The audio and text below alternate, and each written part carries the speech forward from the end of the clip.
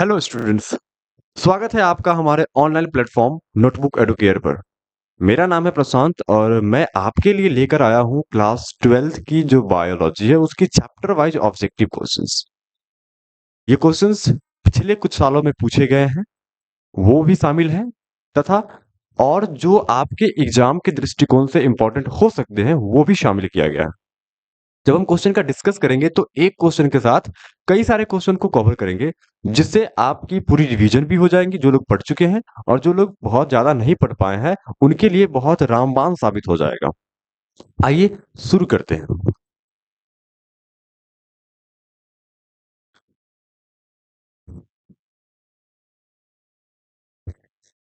ये जो हमारा पहला चैप्टर है, जीवों में जनन।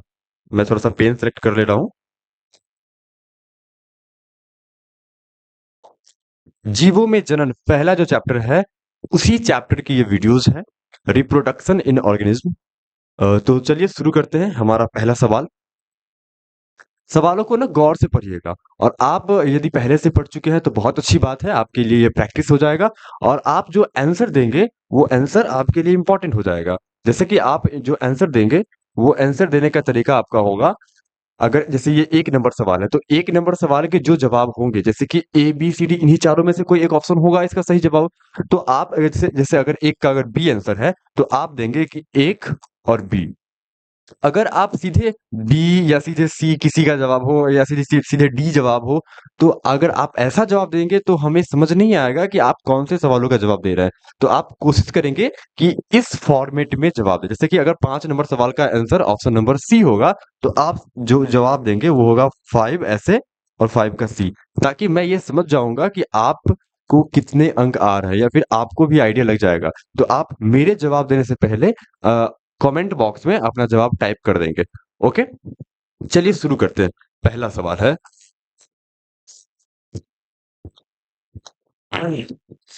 नर तथा मादा युग्मक। सवालों को गौर से पढ़ने की आवश्यकता होती है। नर तथा मादा युग्मक के युग्मन को कहते हैं। युग्मक की बात कर रहा है, तो हम आप इसका जवाब जानते हैं तो आप अपना आंसर कमेंट बॉक्स में दीजिए। हम इसके बारे में कुछ विशेष जानकारी आपको देते हैं। युग्मक जो होता है, ध्यान रखिएगा, वो होता क्या है। सबसे पहली बात कि युग्मक जो होता है वो एक प्रकार का सेल होता है। क्या होता है? कोशिका होता है।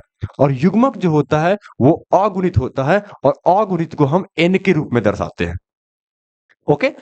और जो युग्मक होता है वो दो प्रकार का होता है, जिसको हम बोलते हैं नर, और दूसरा को बोलते हैं मादा युग्मक। नर युग्मक और मादा युग्मक। जो नर युग्मक होता है, जो नर युग्मक होता है उसको इंग्लिश में मेल गैमिट, और मादा युग्मक को फीमेल गैमिट कहते हैं। गैमिट इंग्लिश को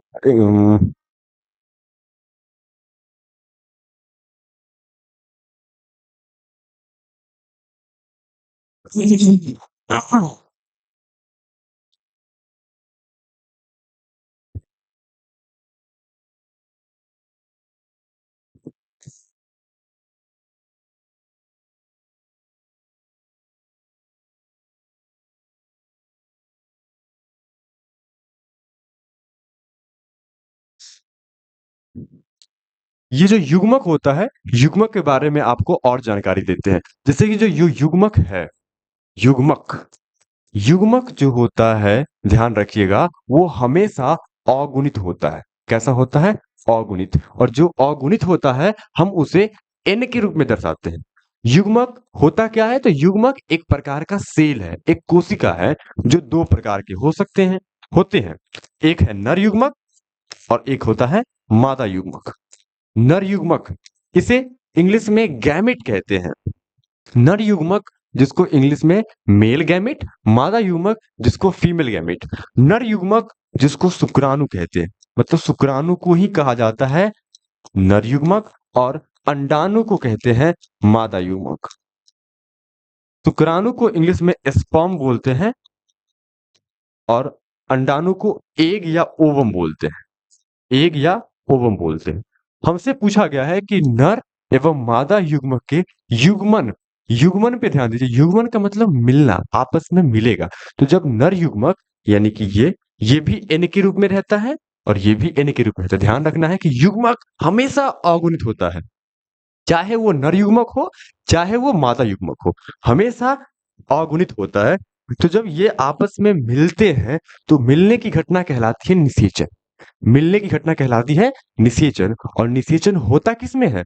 निषेचन होता है लैंगिक जनन में। तो इस क्वेश्चन का सही जवाब होगा ऑप्शन नंबर ए।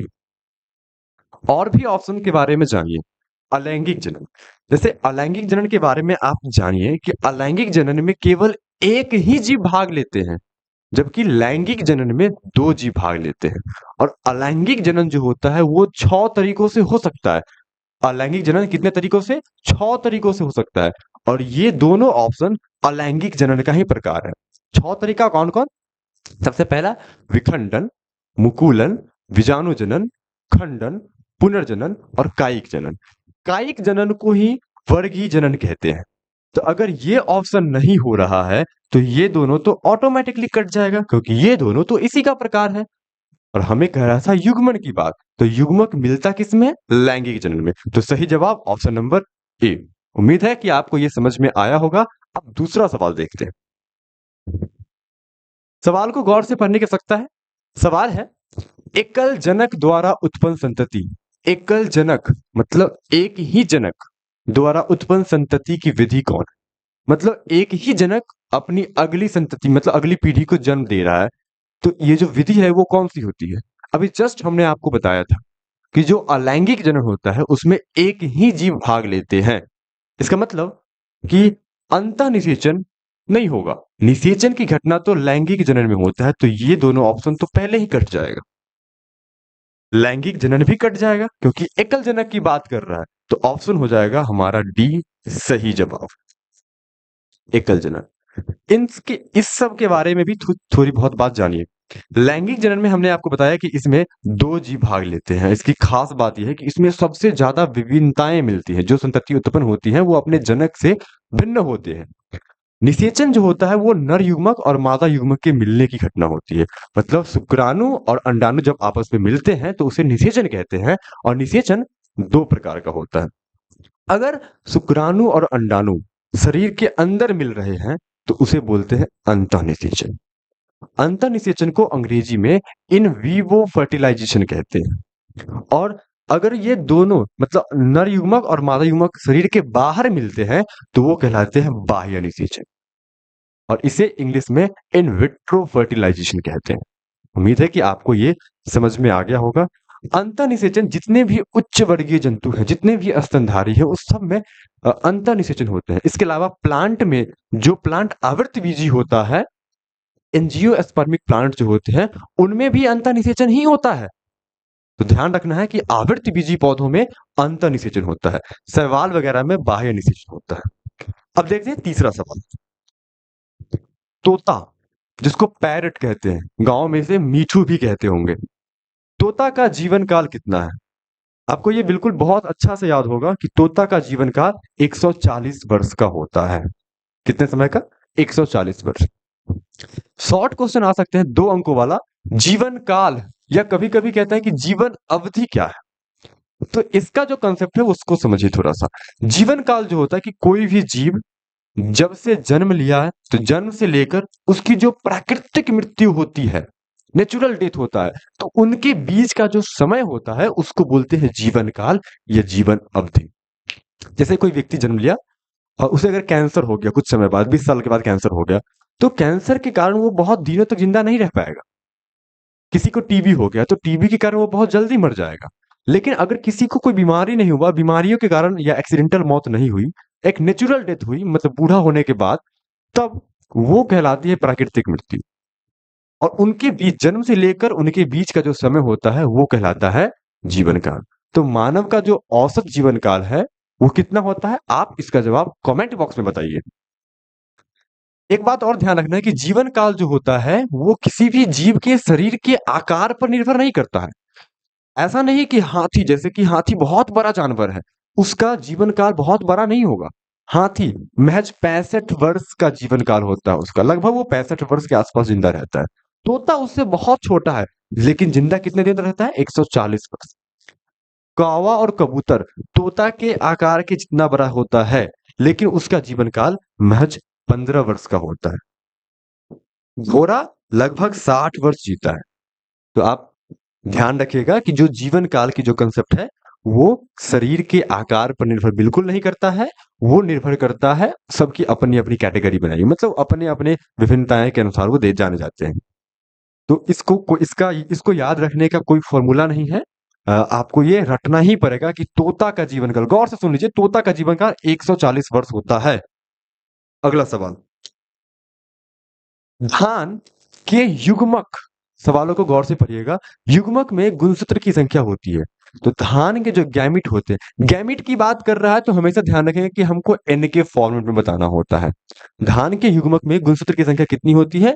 तो ध्यान रखना है कि धान के जो गैमिट में युग्मक की संख्या होती है, मतलब युग्मक में गुणसूत्र की संख्या होती है, वो 12 होती है। धान के युग्मक में गुणसूत्र की संख्या 12 होती है। अच्छा, ऐसा ही अगर मानव के बारे में पूछा जाए तो जरा समझिए। जैसे कि मानव मानव जो होता है वो एक द्विगुणित जीव है। द्विगुणित मतलब उसके जो क्रोमोसोम होंगे वो 2n टाइप के होंगे। इसका मतलब कि आपको पता है कि इसमें 46 क्रोमोसोम होते हैं, और इसी को हम 23 जोड़ी भी लिखते हैं। 46 क्रोमोसोम बोलो या 23 जोड़ी बोलो, जोड़ी के रूप में 23 जोड़ी। अब इसमें जब अर्धसूत्री विभाजन होगा, युग्मक बनने के समय अर्धसूत्री विभाजन होता है मानव में। तो जब अर्धसूत्री विभाजन होगा तो ये 2n बच जाएगा n के रूप में। अर्धसूत्री का मतलब क्रोमोसोम की संख्या आधा हो जाएगा, तो ये बन जाएगा 23 और 23, 23 और 23। तो युग्मक में ध्यान रखना है कि हमेशा गुणसूत्र आधा होता है। तो धान के युग्मक में गुणसूत्र की संख्या 12। अगर युग्मक शब्द नहीं रहेगा, सवाल रहेगा धान धान में गुणसूत्र की संख्या कितनी होती है, तो उस समय हमारा जवाब होगा 24। अगला सवाल देखते हैं, मक्का के युग्मक में गुणसूत्र की संख्या कितनी होती है? मक्का के युग्मक में गुणसूत्र की संख्या कितनी है? यहां भी युग्मक शब्द आया हुआ है, ध्यान दीजिए। युग्मक शब्द आया हुआ है तो इसमें गुणसूत्रों की संख्या आपको फिर से ध्यान रखना होगा कि मक्का के जो युग्मक होते हैं उसमें गुणसूत्र की संख्या 20 होती है। अगर युग्मक नहीं रहेगा तो क्या जवाब होगा? आप कमेंट बॉक्स में बताइएगा कि मक्का में गुणसूत्र की संख्या कितनी होती है? युग्मक का दोगुना। नेक्स्ट सवाल देखते हैं। अभी जो हमने समझाया था उसी वही सवाल आ गया है कि मनुष्य के युग्मक में, युग्मक मतलब गैमिट, और गैमिट में गुणसूत्र की संख्या कितनी होती है? आप बिल्कुल जानते हैं ये बात, अभी जस्ट मैं समझा रहा था कि मनुष्य के युग्मक में, तो मनुष्य तो होता है 2n टाइप का, मतलब 46 क्रोमोसोम। तो इसका जब युग्मक बनाएंगे तो ये आधा आधा बढ़ जाएगा, तो 46 का था कितना? 23। तो देखिए ऑप्शन, ऑप्शन नंबर डी इसका सही जवाब होगा। मनुष्य के युग्मक में गुणसूत्र की संख्या कितनी होती है? 23 होती है। नेक्स्ट सवाल, इनमें कौन अंड प्रजक प्राणी है? अंड प्रजक मतलब ओविपेरस, अंड प्रजक को इंग्लिश में बोलते हैं ओविपेरस। कौन अंड प्रजक प्राणी है? अंड प्रजक प्राणी कहने का मतलब होता है कि जो अंडे को जन्म देते हैं, शिशु मतलब बच्चे को जन्म नहीं देते हैं। तो जितने भी सजीव हैं जंतुओं में, वो सब या तो अंड प्रजक है, नहीं तो सजीव प्रजक है, मतलब या तो शिशु को जन्म, बच्चे को जन्म देते हैं, और नहीं तो अंडे को जन्म देते हैं। आप देखिए, जितने भी, ध्यान रखना है, जितने भी रेप्टाइल्स हैं, जितने भी सरीसृप जो रेंग रेंग कर चलते हैं, जैसे कि छिपकली, सांप, ये सब रेंग रेंग के चलने वाले जीव है। तो जितने भी रेप्टाइल्स हैं, सरीसृप जिसको बोलते हैं हिंदी में, वो, और जितने भी पक्षी हैं सिवाय एक पक्षी को छोड़ के, और वो है चमगादड़। चमगादड़ अंडा नहीं देता है तो पक्षी, लेकिन वो बच्चे को जन्म देता है, वो एक स्तनधारी है। तो और मछलियां भी अंडे ही देते हैं, ध्यान रखना है। इनमें से कौन अंड प्रजक प्राणी है? देखिए, सांप अंडा ही देता है, रेप्टाइल्स है। मगरमच्छ अंडा ही देता है, रेप्टाइल्स है। मुर्गी पक्षी है, यानी कि सही जवाब होगा ऑप्शन नंबर डी हमारा। इनमें से तीनों ऐसे ऑप्शन थे, ये तीन ऐसे ऑप्शन है जो इसको फुलफिल कर रहा है। मतलब अंड प्रजक प्राणी कौन है? इनमें से सभी। उम्मीद है कि आप ये समझ गए होंगे। जितने भी पक्षी आएंगे वो सब के सब कौन से होते हैं?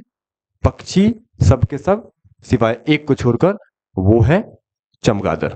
अगला सवाल देखते हैं, इनमें से कौन द्विगुणित है? द्विगुणित हमको बताना है। द्विगुणित कहने का मतलब जो 2n टाइप का होता है, जिसको हम डिप्लॉयड बोलते हैं। क्या बोलते हैं इंग्लिश में? डिप्लॉयड। डिप्लॉयड। जो डिप्लॉयड होता है वो कौन है, समझिए। पराग, पराग जो होता है वो एन के रूप में होता है, तो ये ऑप्शन बिल्कुल नहीं होगा। नर युग्मक ये भी एन के रूप में रहता है। युग्मक अभी जस्ट हमने बताया था, नर हो या मादा हो, दोनों के दोनों क्या होंगे, अगुणित ही होंगे। जाइगोट युग्मनज का कंसेप्ट थोड़ा समझिए। जब नर युग्मक यानी कि शुक्राणु और मादा युग्मक यानी कि अंडाणु दोनों जब आपस में मैच कर जाएंगे तो एन और एन से मिल जाएगा 2n टाइप का एक कोशिका, और इसी कोशिका को हम बोलते हैं जाइगोट। इसी कोशिका को बोलते हैं जाइगोट, हिंदी में इसे कहते हैं युग्मनज। तो ये हो जाएगा 2n टाइप का। हमें 2n ही तो पहचाना था, तो हमारा सही जवाब ऑप्शन नंबर सी, अंड मतलब एक और एक मतलब मादा युग्मक, और मादा युग्मक तो एन टाइप का होता है, तो ये भी ऑप्शन नहीं होगा। सही option option number C. Next सवाल देखते हैं। निम्न में किसका पादप काय, पादप काय का मतलब होता है पौधे का शरीर अगुणित होता है। अगुणित जिसको हम हेप्लॉइड बोलते हैं, अगुणित को एन से दर्शाते हैं।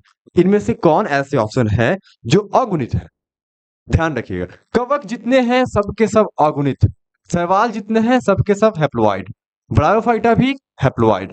तो ऑप्शन नंबर डी हमारा सही जवाब होगा। क्यों? क्योंकि यही तीनों को फुलफिल कर रहा है।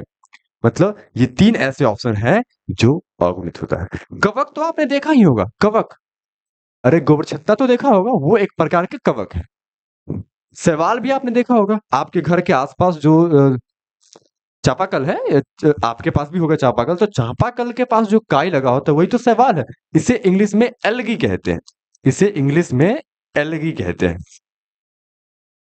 इसे फंगस कहते हैं, ब्रायोफाइटा को ब्रायोफाइटा ही कहते हैं। जितने भी प्लांट हैं उन सबको 5 भागों में बांटा गया है, थैलोफाइटा, ब्रायोफाइटा, टेरिडोफाइटा, एंजियोस्पर्म और जिम्नोस्पर्म।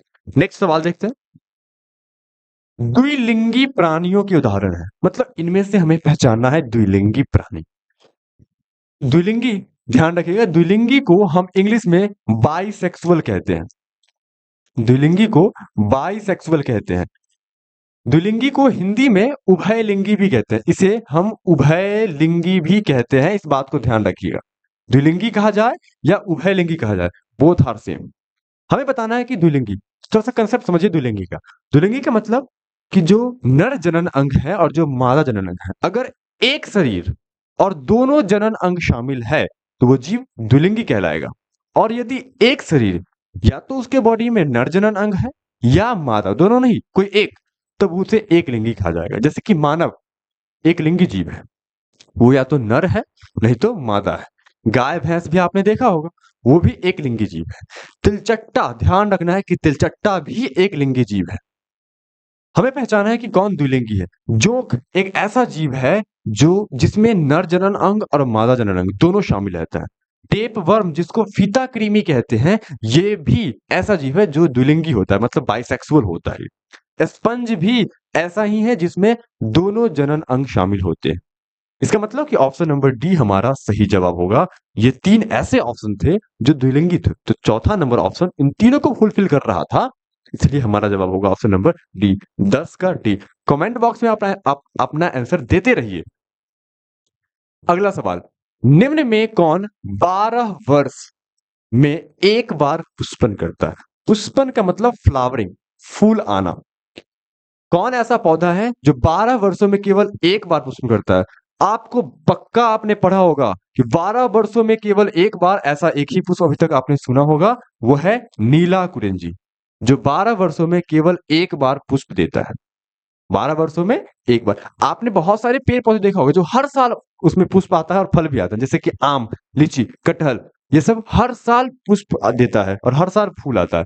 बांस के बारे में एक और बात जानिए कि बांस इकलौता वो घास है, सबसे बड़ा घास, घास में सबसे बड़ा कौन है? बांस। और बांस जो होता है वो जीवन में, पूरे जीवन काल में केवल एक ही बार पुष्प देता है। पूरे जीवन काल में केवल एक ही बार पुष्प देता है। लीची वगैरह तो क्या है, लीची वगैरह हर साल पुष्प आते हैं, हर साल फल आते हैं उसमें। तो 12 वर्षों में केवल एक बार पुष्पन कौन करता है? नीला कुरिंजी। ओके, नेक्स्ट, मध्य चक्र होता है। आपको थोड़ा सा ये समझाते हैं। जो साइकिल होता है, जो चक्र होता है, ये साइकिल दो प्रकार के होते हैं। एक को बोलते हैं एमसी और एक को बोलते हैं ओसी। मतलब इसको बोलते हैं मासिक चक्र और इसको बोलते हैं मध्य चक्र। मासिक चक्र और इसको बोलते हैं मध्य चक्र। मासिक चक्र के और भी बहुत सारे नाम हैं, जैसे इसे मेंस भी कहते हैं, इसे पीरियड्स भी कहते हैं, इसे ऋतुस्राव चक्र भी कहते हैं। तो हमें बताना है कि मध्य चक्र जो होता है उनमें से किस में होता है। तो थोड़ी सी बात और समझिए। आपको पता होगा कि जितने भी प्राइमेट्स हैं, जितने भी प्राइमेट्स हैं वो सब के सब में क्या मिलते हैं, मासिक चक्र मिलते हैं। और जितने भी नॉन प्राइमेट्स हैं, नॉन प्राइमेट्स का मतलब होता है जो प्राइमेट्स नहीं है। लेकिन हमें कैसे मिलेगा, मालूम चलेगा कि कौन प्राइमेट्स है और कौन नॉन प्राइमेट्स है। तो आप ना प्राइमेट्स का उदाहरण ध्यान रखिए, उसके अलावा सब नॉन प्राइमेट्स ही होते हैं। प्राइमेट्स कहने का मतलब आपको ध्यान रखना है जिनमें मासिक चक्र मिलता है वो प्राइमेट्स की श्रेणी में आते हैं। तो प्राइमेट्स में कौन कौन है, एक है मानव, मानव, बंदर, बंदर, बंदर को ही कहा जाता है कपी, तो कभी कभी ऑप्शन में कपी भी मिलेगा। और एक है गोरिल्ला, गोरिल्ला, जिसको चिंपांजी भी कहते हैं। इन तीन ऑप्शन को ध्यान रखिए, आपके जो सवाल आएंगे वो इन्हीं तीन ऑप्शन से जुड़ा हुआ रहेगा। ये प्राइमेट्स है, मानव, बंदर, गोरिल्ला। बंदर को ही कहते हैं कपी और गोरिल्ला को कहते हैं चिंपांजी। और इसके अलावा आप जो जानवर आसपास देखे होंगे जैसे कि गाय, भैंस, कुत्ता, बिल्ली, बकरी, भेड़, ऊंट, ये सब नॉन प्राइमेट्स में शामिल है। तो हमें बताना है कि कौन मध्य चक्र, किसमें मध्य चक्र होता है। मध्य चक्र मतलब ऑस्ट्रस साइकिल। ऑस्ट्रस साइकिल किसमें होता है, गाय में तो जी बिल्कुल होता है, कुत्ता में तो बिल्कुल होता है, भेड़ में तो बिल्कुल होता है। तो ये ऑप्शन नंबर डी हमारे लिए सुटेबल बैठ रहा है। ये तीन ऑप्शन को यही सुटेबल कर रहा है, इसीलिए हमारा सही जवाब होगा ऑप्शन नंबर डी। उम्मीद है कि आप ये प्राइमेट्स और नॉन प्राइमेट्स का कॉन्सेप्ट समझ गए होंगे। प्राइमेट्स का ऑप्शन अगर ध्यान रखते हैं तो नॉन प्राइमेट्स ऑटोमेटिकली याद रहेगा। नेक्स्ट सवाल, ऋतुस्राव चक्र होता है, ऋतुस्राव चक्र अभी जस्ट हमने आपको समझाया था, जिसको हम एमसी कह रहे थे, मेंस्ट्रुअल साइकिल कह रहे थे। ऋतुस्राव चक्र किस में होता है, तो जो ऋतुस्राव चक्र है वो बंदर में, अभी बताए हैं, बंदर में बिल्कुल होता है। चिंपांजी जिसको गोरिल्ला कह रहे थे उसमें भी होता है, मनुष्य में भी तो होता ही है। तो ऑप्शन नंबर डी हमारा सही जवाब होगा। ऋतुस्राव चक्र मतलब मेंस्ट्रुअल साइकिल किस में होता है, बंदर में भी होता है, चिंपांजी जिसको गोरिल्ला भी कहते हैं, मनुष्य में भी होता है। तो ऑप्शन नंबर डी हमारा सही जवाब होगा। नेक्स्ट, ऋतुस्राव चक्र के बारे में आप और सब बात समझ सकते हैं कि जैसे ऋतुस्राव जो दो लगातार एमसी के बीच का जो गैप होता है वो लगभग 28 दिनों का होता है। कितने दिनों का, 28 दिनों का होता है। और मानव में जो गर्भकाल होता है वो कितने दिनों का होता है, ये आप ध्यान से कमेंट बॉक्स पे टाइप करेंगे। मानव में जो गर्भ धारण की जो मतलब जो प्रेगनेंसी पीरियड होती है वो कितने समय का होता है। नेक्स्ट सवाल, निम्न में किसमें केवल एक बार पुष्प खिलता है। एक, केवल एक बार कहने का मतलब कि पूरे लाइफ में, पूरे जीवन में केवल एक ही बार पुष्प आता है। जामुन नहीं साहब, ये तो बिल्कुल नहीं हो सकता है, क्योंकि जामुन तो हर साल आता है, उसमें पुष्प हर साल फल आते हैं। बरगद भी नहीं होगा, क्योंकि बरगद में भी हर साल पुष्प आते हैं। बांस, यही हमारा सही जवाब होगा, क्योंकि बांस में केवल एक ही बार पुष्प आता है। लीची भी हर साल फलता है। तो सही जवाब ऑप्शन नंबर सी, केवल एक बार पुष्पन कर रहा था, पुष्प एक बार खिलता है किसमें, बांस में। नेक्स्ट, पंचानन महेश्वरी का जन्म कहां हुआ। पंचानन महेश्वरी के बारे में आपने सुना होगा या नहीं भी सुना होगा, हो सकता है। पंचानन महेश्वरी को भारतीय भ्रूण विज्ञान के जनक, भ्रूण विज्ञान मतलब एम्ब्रियोलॉजी के जनक कहा जाता है, क्योंकि इन्होंने भ्रूण के बारे में बहुत ज्यादा रिसर्च किया था गहन अध्ययन के बाद। तो आपसे पूछा गया सवाल है कि पंचानन महेश्वरी का जन्म कहाँ हुआ था, जयपुर में। ये राजस्थान के जयपुर में इनका जन्म हुआ था। ये सब ऑप्शन बकवास ऑप्शन है, बिहार में तो बिल्कुल नहीं हो सकता है। नेक्स्ट सवाल देखते हैं, कायिक जनन, कायिक जनन एक प्रकार का जनन है। जो कायिक जनन है जिसको हम वर्गीय जनन भी कहते हैं। कायिक जनन का कंसेप्ट को आप समझिए। जो कायिक जनन होता है इसको अंग्रेजी में वेजिटेटिव प्रोपगेशन कहते हैं। इसका मतलब है कि जब किसी जीव, किसी पौधे, ध्यान रखना कि कायिक जनन केवल प्लांट में हो सकता है, जब किसी पौधे का निर्माण किसी कायिक भाग से होता है। किसी कायिक भाग कहने का मतलब या तो जड़ से होगा, नहीं तो तना से होगा, नहीं तो उसके पत्ती से हो सकता है। जड़ से, तना से, नहीं तो पत्ती से। अगर इन तीनों से होता है तो उसको बोलते हैं कायिक जनन। जैसे आपने गुलाब का पेड़ रोपते हैं कि गुलाब का डाल काट के रोपते हैं? डाल काट के रोपते होंगे। अड़हुल का डाल लगाते होंगे। तो ये सब कायिक जनन का तो उदाहरण है।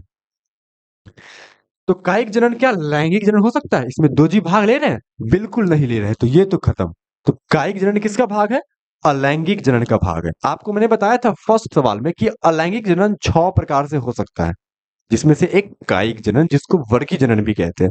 दोनों बिल्कुल नहीं हो सकता, ये तो हो ही नहीं सकता है। तो सही जवाब ऑप्शन नंबर बी। आइए दूसरा सवाल देखते हैं। निम्न में से किसमें लैंगिक जनन होता है? ये 4 ऑप्शंस हैं। आपको ये पता करना है कि किसमें लैंगिक जनन होता है। देखिए, अमीबा के बारे में आप जानते होंगे कि इसका कोई निश्चित संरचना नहीं होता है। अनिश्चित संरचना वाले जीव है ये। एक कोशिकीय जीव है, एक ही कोशिका होता है ये। शैवाल, तो ये इसमें लैंगिक जनन नहीं होता है, ये अलैंगिक जनन करते हैं। विखंडन के द्वारा एक दूसरे से मतलब एक बॉडी 2 बॉडी में टूट जाता है और 2 नए अमीबा बन गए, तो ये अलैंगिक जनन करते हैं। हमें पहचानना है कि किसमें लैंगिक जनन होता है। शैवाल अलैंगिक जनन ही करते हैं, लेकिन ये लैंगिक जनन भी कर सकते हैं। ये कायिक जनन भी कर लेते हैं। जनन तो 2 ही प्रकार का है, लैंगिक और अलैंगिक। कायिक जनन अलैंगिक जनन का ही भाग होता है। तो सवाल लैंगिक जनन भी करते हैं और अलैंगिक भी करते हैं। तो हमसे तो पूछ रहा है कि केवल लैंगिक के बारे में बताइए कि कौन लैंगिक जनन ही करता है। तो ध्यान रखना है कि मटर। अच्छा, प्लांट में हम कैसे पहचानेंगे कि कौन लैंगिक है और कौन अलैंगिक है? इसमें तो हमें पता ही नहीं चलेगा कि कौन लैंगिक कर रहा है, कौन अलैंगिक। तो ध्यान रखना है बस छोटा सा कंसेप्ट कि अगर बीज का निर्माण होता है तो वो सब के सब लैंगिक जनन का ही परिणाम होता है। लैंगिक जनन हुआ इसीलिए बीज का निर्माण हुआ है। ओके, इनमें से कोई नहीं सही जवाब क्या होगा? Option number C. नेक्स्ट, निम्न में कौन मादा युग्मक है? हमें फीमेल गैमिट पहचानना है। मादा युग्मक मतलब फीमेल गैमिट। आप ध्यान से समझिए, आपको मैंने बताया था कुछ देर पहले, शुक्राणु इसको तो नर युग्मक कहते हैं, तो ये तो बिल्कुल नहीं हो सकता। अंडाणु जिसको एग या ओवम कहते हैं, यही हमारा सही जवाब होगा। मादा युग्मक अंडाणु को ही कहते हैं। ध्यान रखिएगा, नर युग्मक पूछेगा तो शुक्राणु, मादा युग्मक पूछेगा तो अंडाणु। ये भी नहीं होगा और ये भी नहीं होगा, दोनों कैसे हो सकते हैं? नेक्स्ट, जीव हो सकते हैं मतलब कोई भी ऑर्गेनिज्म जो जीव है वो कैसे हो सकते हैं? क्या वो सबके सब एक लिंगी होते हैं? क्या सबके सब द्विलिंगी होते हैं? या क्या कोई एक लिंगी और द्विलिंगी दोनों हो सकते हैं? एक ही जीव एक लिंगी या द्विलिंगी नहीं हो सकता है, मतलब कुछ जीव एक लिंगी और कुछ जीव द्विलिंगी हो सकते हैं। दुनिया में जो भी, जैसे कि आपने केचुआ को देखा, द्विलिंगी जीव है। मानव एक लिंगी जीव है। जोंक द्विलिंगी जीव है। कुत्ता एक लिंगी जीव है। चलचट्टा एक लिंगी जीव है। पपीता का पेड़ एक लिंगी है। तो आपको ध्यान देना है कि क्या जीव एक लिंगी ही होता है कि द्विलिंगी होता है, या दोनों हो सकते हैं। तो कोई एक जीव तो कोई एक ही होगा, या तो एक लिंगी या द्विलिंगी। लेकिन दुनिया में जितने जीव है वो एक लिंगी भी है, द्विलिंगी भी हो सकते हैं। तो ऑप्शन नंबर सी हमारा सही जवाब होगा, क्योंकि जीव एक लिंगी के साथ साथ द्विलिंगी भी हो सकते हैं। नेक्स्ट सवाल देखते हैं। कोई पुष्प फूल के बारे में पूछा जा रहा है, फ्लावर के बारे में। पुष्प हो सकते हैं एक लिंगी, द्विलिंगी, दोनों, इनमें से कोई नहीं। एक लिंगी द्विलिंगी के बारे में आपको पता होगा। अगर पुष्प की बात कर रहा है तो पुष्प में जो जनन भाग होते हैं वो 2 होते हैं। एक को बोलते हैं पुमंग और एक को बोलते हैं जायांग। जो नर भाग होता है, नर भाग को बोलते हैं पुमंग और मादा भाग को बोलते हैं जायांग। मादा भाग को जायांग। और जो पुमंग होता है इसका यूनिट होता है पुंकेसर। यूनिट मतलब इकाई भाग क्या कहलाता है? पुंकेसर। और इसका यूनिट भाग कहलाता है स्त्री केसर। स्त्री केसर।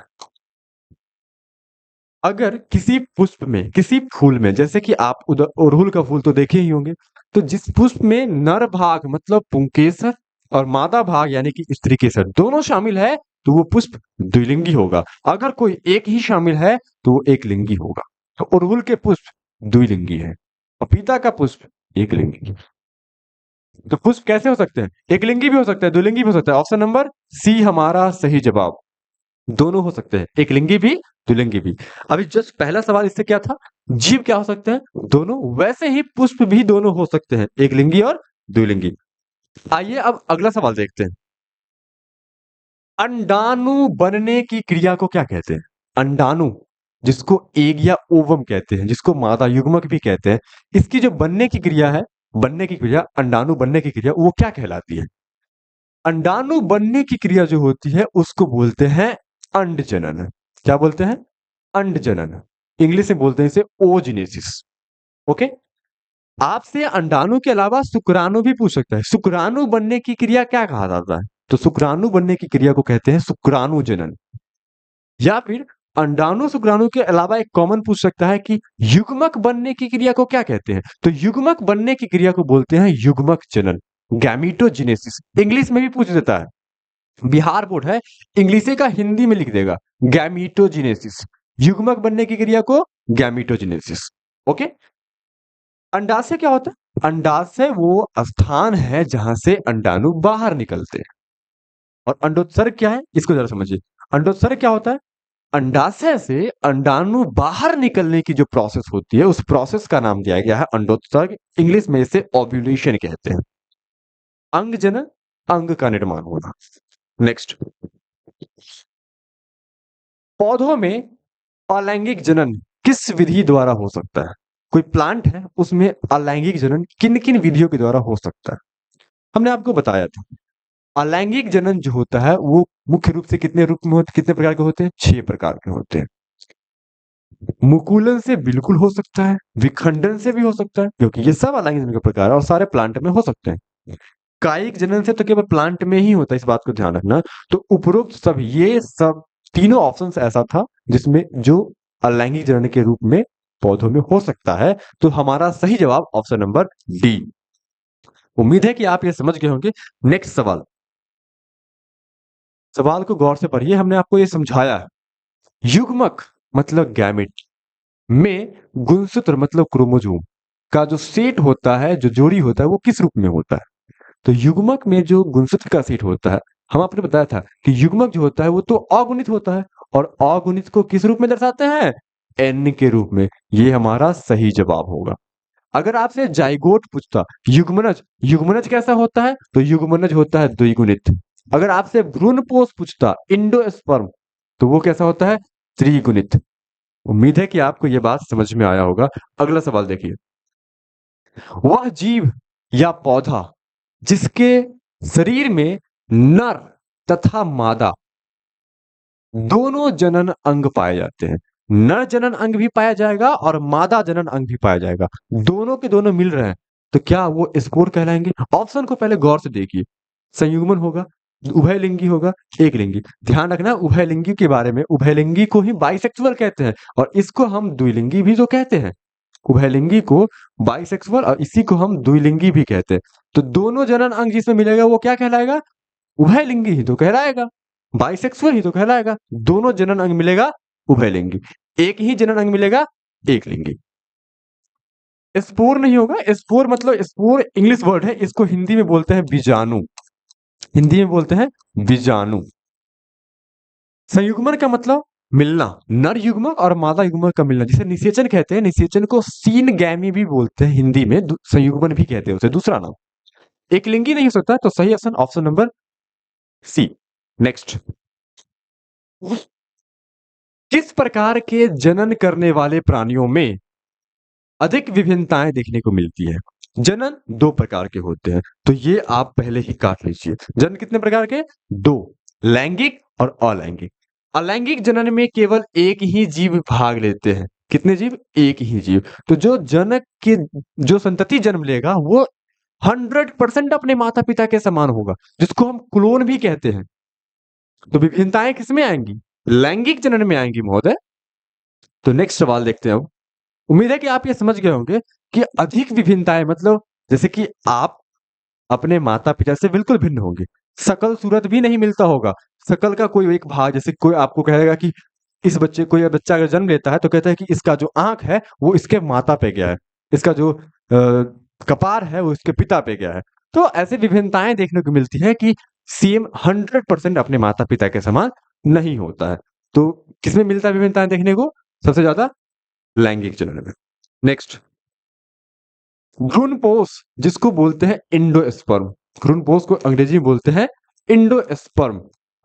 तो जो इंडोस्पर्म होता है वो कैसा होता है, अभी जस्ट हम समझा रहे थे।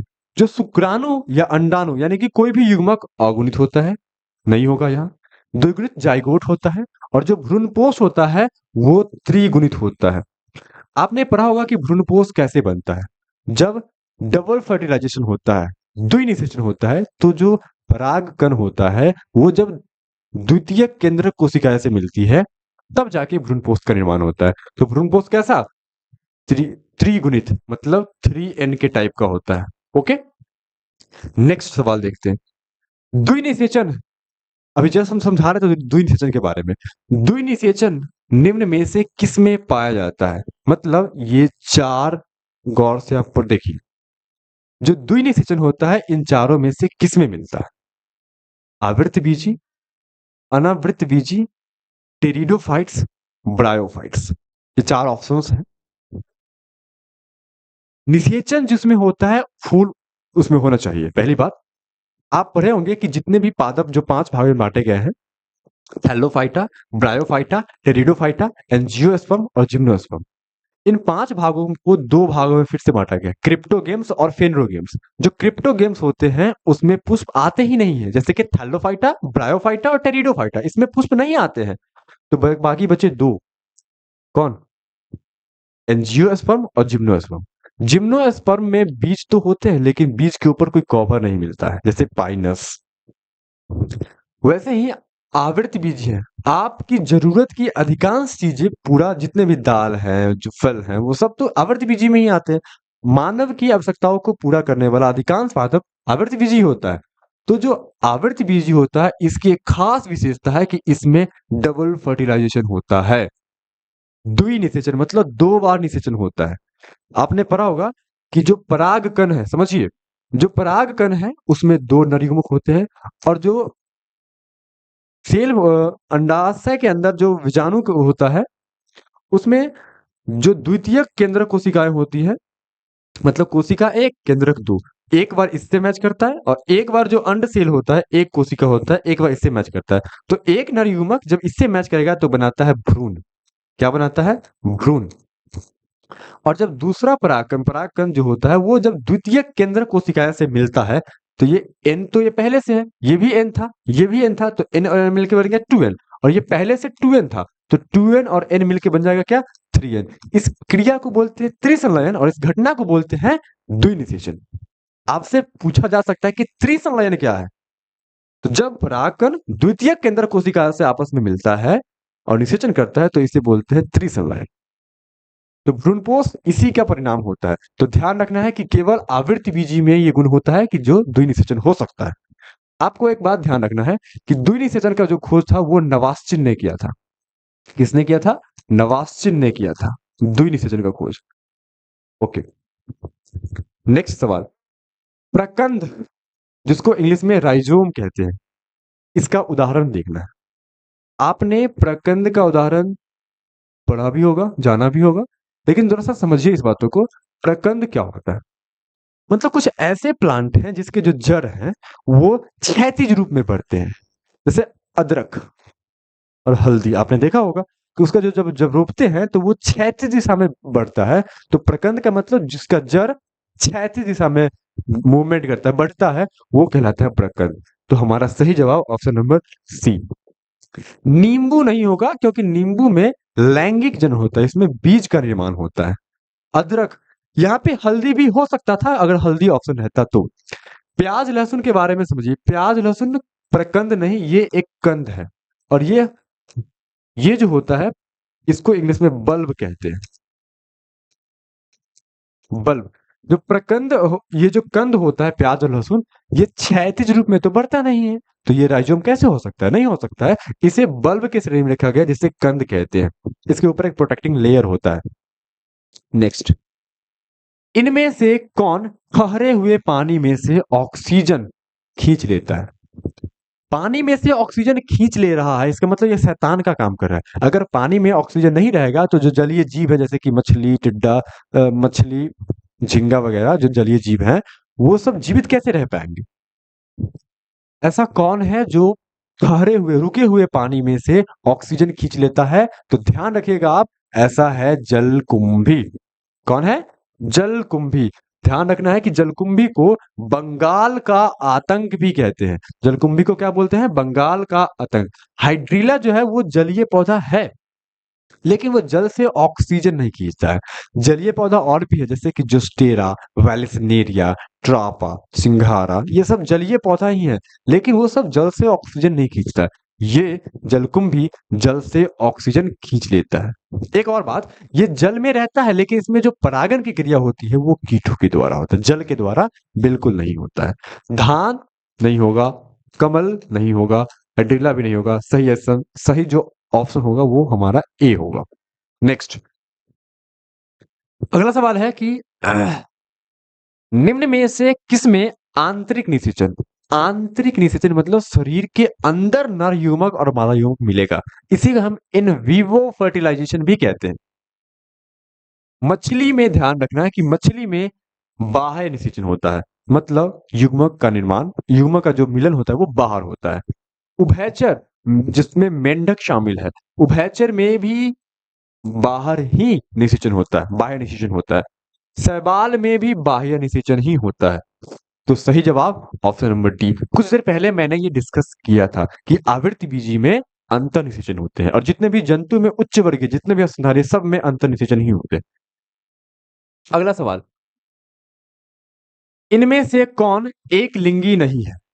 एक लिंगी नहीं है, इसका मतलब हमें द्विलिंगी पहचानना है। एक लिंगी नहीं है, द्विलिंगी पहचानना है। समझिए, तिलचट्टा एक लिंगी या द्विलिंगी? कुक्कुर, कुक्कुर मतलब कुत्ता, कुक्कुर मतलब कुत्ता, कुत्ता एक लिंगी की द्विलिंगी? तो कुत्ता तो एक लिंगी होता है। गाय, गाय भी एक लिंगी होता है।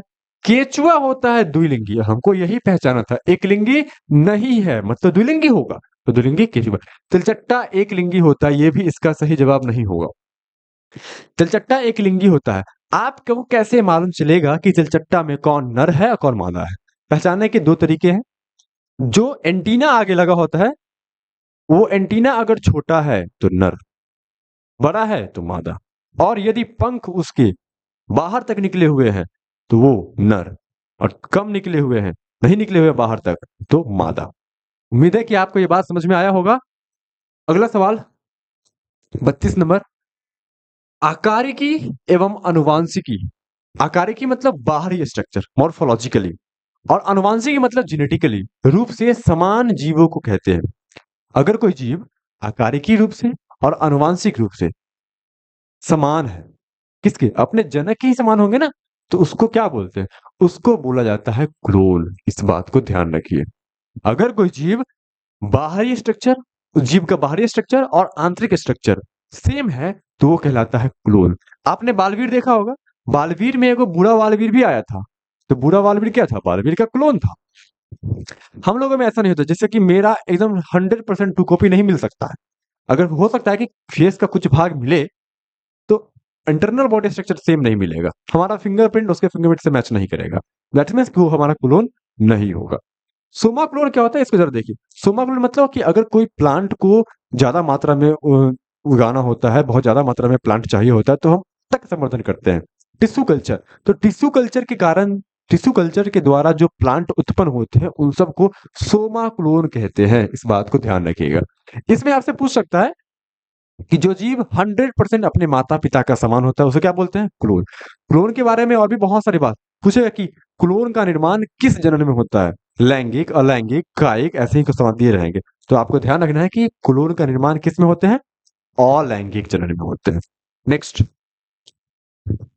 33 नंबर सवाल है, निम्न में से कौन सा पादप, पादप के बारे में कह रहा है, प्लांट उभयलिंगी नहीं है? उभयलिंगी मतलब द्विलिंगी नहीं है, इसका मतलब कि एक लिंगी के बारे में बात चल रही है। किसके बारे में? एक लिंगी के बारे में। एक लिंगी का मतलब आपको हमने समझाया था। आपने मक्का का पेड़ देखा हो, समझिए एक लिंगी और द्विलिंगी पादप को। जो मक्का का पेड़ है, तो मक्का के पेड़ में जो बाल निकलता है जहां से, तो वहां पर भी एक फूल रहता है जिसको गांव में मोची कहते हैं। और जब मक्का का पेड़ होता है उसके ऊपर में भी एक फूल होता है। तो जो मक्का के पेड़ में जो नीचे जो फूल होता है बाल के पास, इसको बोलते हैं गाइनोसियम, यानी कि ये उसका मादा भाग है। और जो ऊपर होता है उसको बोलते हैं एंड्रोसियम, यानी कि वो इसका नर भाग है। पेड़ तो एक है, लेकिन पुष्प तो नर और मादा दोनों है, तो ये द्विलिंगी पादप हो जाएंगे। लेकिन इसके पुष्प एक लिंगी होंगे, क्योंकि एक पुष्प में केवल मादा भाग है और एक पुष्प में केवल नर भाग है। तो पुष्प एक लिंगी है, लेकिन ये पेड़ द्विलिंगी है। हमको यहाँ पर एक लिंगी पेड़ के बारे में जानना है। पपीता एक लिंगी होता है, पपीता एक लिंगी होता है। मक्का कैसा, द्विलिंगी। हमको एकलिंगी पहचाना है, तो एकलिंगी तो यही होगा पपीता। सरसों द्विलिंगी होता है, एक ही पेड़ में दोनों नर और मादा दोनों शामिल रहते हैं। मक्का, मक्का में दोनों रहता है। अड़हुल, अड़हुल में नर और मादा दोनों। तो सही आंसर ऑप्शन नंबर ए। आइए अगला सवाल देखते हैं। द्विनिषेचन का परिणाम। द्विनिषेचन का मतलब होता है डबल फर्टिलाइजेशन। द्विनिषेचन का मतलब डबल फर्टिलाइजेशन का क्या परिणाम है, मतलब रिजल्ट क्या होता है जब द्विनिषेचन होता है, दोहरा निषेचन जिसको बोलते हैं। तो क्या बनता है, अभी हम कुछ देर पहले आपको समझा रहे थे कि जब नर युग्मक एन और एन मतलब परागकण का जो होगा वो बीजांड के अंदर जब मिलेगा, तो जो द्वितीयक के अंदर की इससे मिल रहा है, तो ये एन और एन यहाँ 2n मिलके बनाएगा क्या, 3n। और इसी से तो बनता था भ्रूणपोष। तो सही ऑप्शन होगा ऑप्शन नंबर सी, भ्रूणपोष। भ्रूण नहीं होगा, भ्रूण कब होता है, जब एक सेल से एक परागकण मैच करता है तब बनता है भ्रूण। बीजांड काय भी नहीं होगा, बीजपत्र। बीजपत्र आप जानते हैं, जैसे कि काजू जो दो भागों में टूट जा रहा है तो वो दो बीजपत्र है, जो नहीं टूट रहा है तो एक ही बीजपत्र है। अगला सवाल, यदि दो युग्मक देखने में एक समान लग रहा है, दो युग्मक है देखने में एक ही जैसा लग रहा है, तो उन्हें कहते हैं, मतलब उन्हें क्या कहा जाता है। ये सवाल के लिए सवाल है। सवाल में जो गैमिट बनते हैं वो तीन प्रकार के हो सकते हैं। समझिए, सवाल में तीन प्रकार के, अगर दोनों युग्मक एक दूसरे के ठीक समान है आकार, चूंकि हम हाथ से बना रहे हैं तो सेम थोड़ा सा छोटा बड़ा दिख रहा है, लेकिन अगर दोनों एक ही जैसा है और दोनों में फ्लैजिला शामिल है, तो इसमें से कोई एक नर होगा कोई एक मादा होगा, तो उसको बोलेंगे आइसोगैमिट। क्या बोलेंगे, आइसोगैमिट। तो हमारा सही जवाब क्या होगा, ऑप्शन नंबर ए। आइसोगैमिट को हिंदी में समयुग्मक कहते हैं। इन दोनों को भी समझिए, अगर दोनों एक जैसा है तो आइसोगैमिट। इसमें नर और मादा की पहचान मुश्किल है, संभव नहीं है, नहीं कर सकते हैं कि कौन नर है कौन मादा है।